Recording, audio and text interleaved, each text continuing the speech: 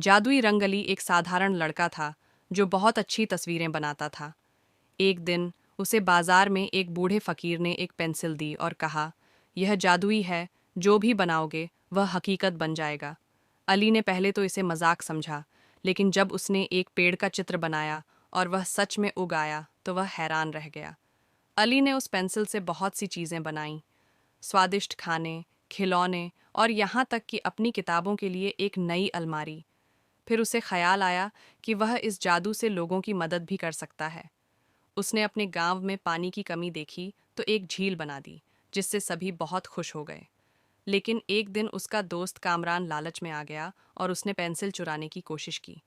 मगर जैसे ही उसने गलत इरादे से कुछ बनाया, पेंसिल गायब हो गई। अली समझ गया कि यह जादू सिर्फ अच्छे कामों के लिए था।